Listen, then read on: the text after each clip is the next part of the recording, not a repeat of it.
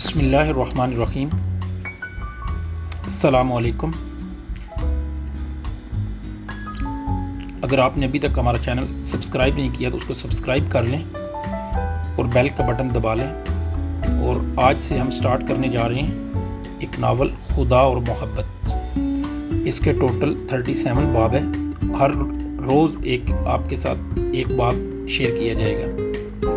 تو پہلا باب ہے اس کا پہلی بارش۔ تو یہ ہاشم ندیم صاحب نے ناول لکھا ہے، تو اس میں سب سے پہلے انہوں نے کچھ لفظ لکھے ہیں سٹارٹ میں، تو میرا دل ہے کہ میں اس کا ایک آپ کے ساتھ وہ لفظ شیئر کر دوں۔ سمجھ میں نہیں آتا کہ لوگ محبت کو آپ بیتی کیوں کہتے ہیں۔ محبت تو جگ بیتی ہے، دنیا کا وہ کون سا فرد ہے جو اس تجربے سے نہیں گزرا ہوگا۔ شرط صرف اسے تسلیم کرنے کے سچ یا انکار کرنے کی منافقت کی ہے۔ میں نے محبت اور مذہب کو جس طرح خود پر وارد ہوتا محسوس کیا، اسے ان صفحات پر لفظوں کی صورت میں بکھیر دیا۔ محبت اور مذہب کی جنگ تو میرے دل نے لڑی اور میری روح نے جی لی، لیکن جیت مذہب کی ہوئی یا محبت کی، اس کا فیصلہ میں آپ پر چھوڑتا ہوں۔ مقصد محبت یا مذہب میں سے کسی بھی ایک کی برتری ثابت کرنا کبھی نہیں رہا، بس کچھ سوال جواب چاہتے تھے، لیکن مذہب اور محبت کی اس تکرار میں کچھ نئے سوال جنم لیتے نظر آ رہے ہیں۔ میری گزارش ہے کہ اس کتاب کو صرف وہی لوگ جو زندگی میں نئے سوالوں کا سامنا کرنے کی ہمت رکھتے ہیں۔ تو آئیے سٹارٹ کرتے ہیں۔ باب نمبر 1، پہلی بارش۔ وہ شاید ہوائی جہاز کے پہیوں کے رن وے سے رگڑ کھانے کی آواز تھی جس سے میری کچھ نیند ٹوٹ گئی تھی۔ جہاز لندن کے ہیتھرو ایئرپورٹ پر لینڈ کر چکا تھا اور اب دھیرے دھیرے رن وے پر چلتا ہوا پارکنگ ایریا کی جانب بڑھ رہا تھا۔ ایئر ہوسٹس کے اعلان کے مطابق لندن کا مقامی وقت صبح 6 بجے کا تھا۔ لندن شہر ایک اندھیرے میں ڈوبا ہوا تھا، ایسا لگتا تھا رات بھر بارش ہوتی رہی ہے۔ ہلکی ہلکی سی فوار اب بھی میری سیٹ کی ونڈ سکرین پر ارتعاش بکھیر رہی تھی۔ یہ بارشیں بھی کتنی عجیب ہوتی ہیں، کبھی تو ساری عمر میں موسلا دھار برستی رہی، تب بھی انسان کا اندر بھگو نہیں پاتی، اور کبھی کسی کے من کو ہر لمحہ جل تھل کیے رکھتی ہیں، لیکن باہر والوں کو اس کی خبر بھی نہیں ہو پاتی۔ لندن کی یہ پہلی بارش بھی کچھ ایسی ہی تھی، جس نے میرے وجود کو تو باہر سے بھگو دیا، لیکن میرے اندر کی پیاس اب بھی میرے حلق میں کانٹے چبھو رہی تھی۔ جہاز اپنے مقررہ پارکنگ سٹینڈ پر لگی ٹیوب سے جڑ چکا تھا اور مسافر جمائیاں لیتے ہوئے ایک ایک کر کے ٹیوب کے ذریعے ٹرمینل پر اتر رہے تھے۔ جب تک میں لانچ میں پہنچا تب تک افق سے صبح کی ہلکی سی سفیدی جھانکنے لگی تھی، لیکن کالے گھنے بادلوں اور مسلسل بوندا باندی کی وجہ سے لانچ کی شیشے کی دیوار کے باہر اب بھی کسی اداس شام کا سا زردی مائل پیلا اندھیرا باقی تھا۔ میں حماد امجد، پاکستان کے معروف تاجر خاندان کا چشم و چراغ، کہ جس کے آباء و اجداد پاکستان بننے سے پہلے اور پاکستان بننے کے بعد بھی انتہائی اہم و حکومتی عہدوں پر فائز رہ چکے تھے۔ تجارت جس کے گھر کی باندی ہے اور ملک کے اہم سرکاری اعمال جس کے گھر شام کی چائے پر طلب کیا جانا اپنے لیے باعث فخر سمجھتے ہیں، وہ حماد امجد آج لندن کی اس بھیگتی صبح میں تنہا اور اداس ہیتھرو ایئرپورٹ کی آمد لانچ میں کھڑا تھا۔ کہنے کو تو میری لندن آمد کا مقصد یہاں کی مشہور کنگسٹن یونیورسٹی کے شعبہ معاشیات سے اعلیٰ تعلیم کی 2 سالہ ڈگری لینا تھا، لیکن میں خود جانتا تھا کہ یہ صرف ایک بہانہ تھا، خود اپنی ذات سے فراڈ ڈھونڈنے کا ایک بہانہ۔ میں خود کو اس شہر کی گہما گہمی میں اس قدر ملوث کر دینا چاہتا تھا کہ مجھے پل بھر بھی خود اپنے آپ کے ساتھ تنہا گزارنے کا موقع نہ مل پائے۔ میری ذہنی حالت ایسی تھی کہ میں دوسروں کے ناگوار وجود کو بھی جھیلنے کے لیے تیار تھا، لیکن خود اپنا سامنا لمحے بھر کو بھی نہیں کرنا چاہتا تھا۔ لیکن یہ انسان بھی کتنا مجبور اور لاچار ہے۔ باہر آس پاس لگے سبھی آئینے پھوڑ بھی ڈالے تب بھی اپنے اندر لگے آئینے کا سامنا ہر دم لازمی ہوتا ہے۔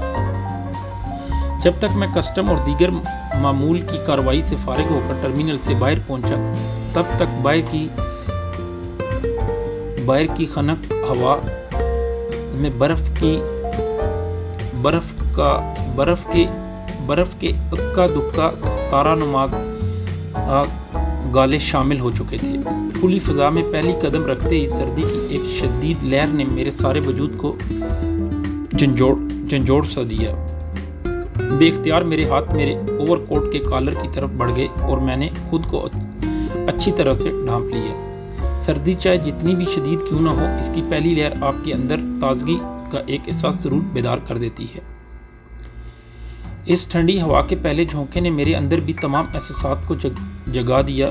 میں نے اپنے بچپن کے لنگوٹیے دوست کامران کی تلاش میں ادھر ادھر نظریں دوڑائیں، لیکن میری توقع کے مطابق اس کا دور دور تک کہیں نام نشان بھی نہ تھا۔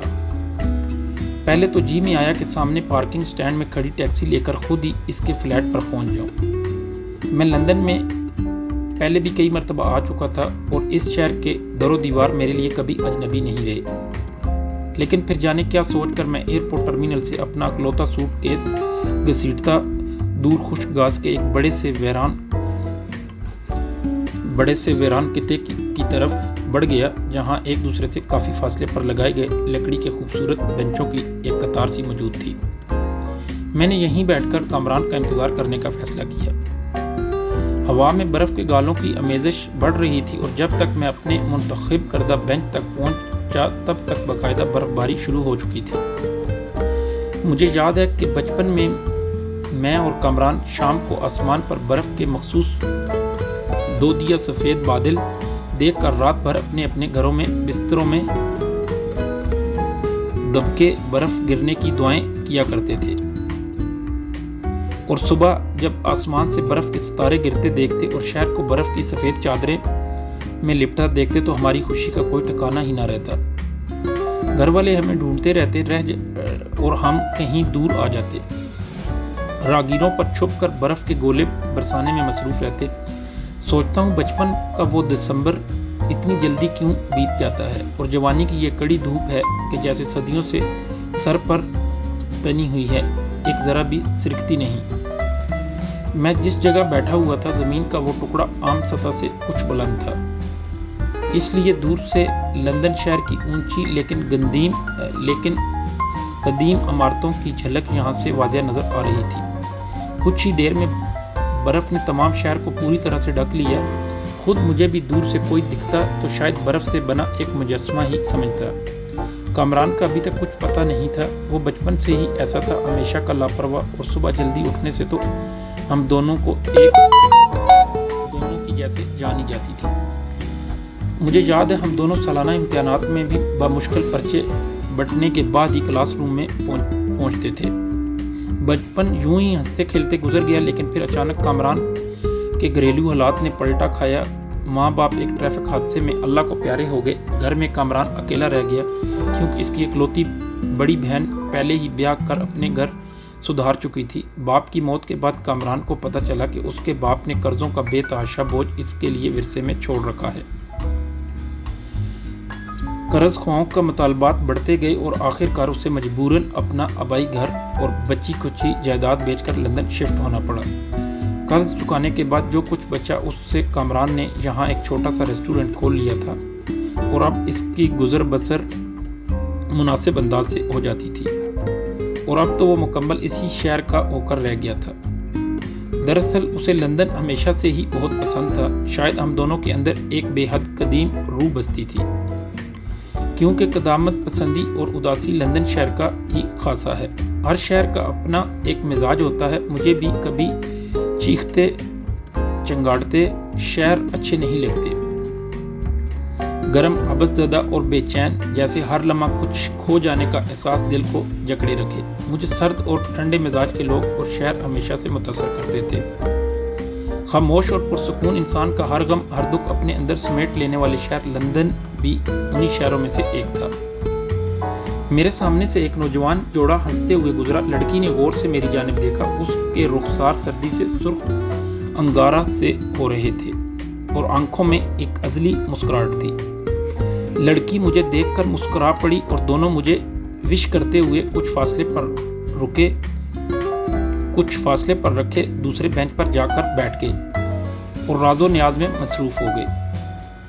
दोनों के लिबास से ज़ाहिर था कि वो सुबह सवेरे जॉगिंग वगैरह के लिए घर से निकले थे। ये मौसम और इन मनचलों की ये अदा में ये सोच कर मुस्कुरा दिया, मौसम भी हर इंसान पर कुछ अलग ही तौर उतरते हैं। मुझे याद है मेरी आबाई शहर कोयटा में जब रात भर बर्फ़ गिरती थी तो सुबह सवेरे गरीब मजदूर तबका अपने बाल बच्चों समेत छोटे बड़े बेलचे और लकड़ी के बड़े बड़े फट्टे लेकर दरवाज़ों के सामने से और छत के ऊपर से बर्फ़ हटाने में जुट जाते थे। क्योंकि ये बर्फ़ उनके कच्चे घर की छत पर ज़्यादा देर टिकती तो छत को छलनी बना देती थी। इन गरीबों की सारी सर्दियाँ ऐसे बर्फीले मौसम से पनाह मांगने में ही गुजर जाती थी। और यहाँ लंदन में इस बर्फीली सुबह में ये दो मतवाले मौसम का लुत्फ़ लेने घर से निकले थे। एक ही मौसम किसी भी दो अफराद पर दो मुख्तलिफ सूरतों में कैसे वारिद हो सकता है। मौसम तो बस मौसम ही होता है। अचानक मेरे ख्यालात का सिलसिला टूट गया। मेरे कंधे को जोर जोर से हिला रहा था। उठ जाइए साहब, नारोवाल का जंक्शन आ गया है। मैंने चूक कर ऊपर देखा। कामरान गर्म कपड़ों में लिपटा, सिर्फ चेहरा बाहर निकाले अपनी तमाम तर खबासतों के साथ खड़ा मुस्कुरा रहा है। हम दोनों बगलगीर हो गए। माफ़ करना मेरे यार, कुछ देर हो गई, लेकिन तुम बाहर इस बर्फबारी में बैठे क्या कर रहे हो? मैंने वहाँ सारा टर्मिनल छान मारा तुम्हारी तलाश में। मेरी कामरान से पूरे 2 साल बाद ये पहली मुलाकात थी। 2 साल पहले वो यहीं लंदन के इसी हेथरो एयरपोर्ट पर मुझे आखिरी मरतबा अलविदा कहने आया था। तब ज़िंदगी कितनी हसीन थी। तब मैं लंदन सिर्फ आवारागर्दी करने और कामरान की बेतुकान बकवास सुनने के लिए आता था। बचपन के सच्चे दोस्त भी किसी घने सायादार शजर की तरह होते हैं। इनकी छाँवों में कितना सुकून, कितना आराम होता है। पल भर में भी कामरान के गले लग कर अपने जलते ज़ख्मों को भूल सा गया था। दफ़ातन उसने मुझे अपने आप से जुदा किया और गौर से देखकर कहने लगा, यार मैंडी, तुम कितने कमज़ोर लग रहे हो। मैंने अपने सूटकेस का हैंडल उसके हवाले करते हुए कहा, काश मैं भी तुम्हारे लिए कोई इसी किस्म की राय दे सकता। कामरान हंसकर ठठाई से बोला, अरे यार, तुम तो जानते हो ना, बचपन से ही मुझ पर खाना ज़रा जल्दी लगता है। अच्छा, अब यहीं खड़े रहकर फ्रीज होने का इरादा है क्या? घर चलो। कामरान ने कदम आगे बढ़ा दिए। साथ वाले बेंच पर वो जोड़ा अब भी बरसती बर्फ में दुनिया माफी हंसे लापरवाह एक दर्जे में गुम था। कामरान ने लड़की को देखकर एक लंबी सी आ भरी और बड़बड़ाते हुए अपने आप से कहने लगा, ना जाने ये आजकल लंदन की गोरियों के मेयार को क्या हो गया है।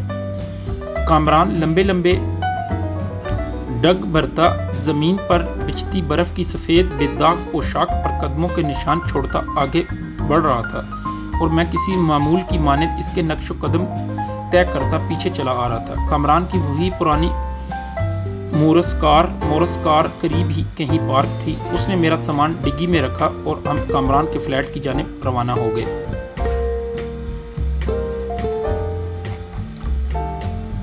नेक्स्ट बाब स्टार्ट करेंगे इंशाल्लाह। कल मैं आपके साथ शेयर करूंगा फिर वही शाम।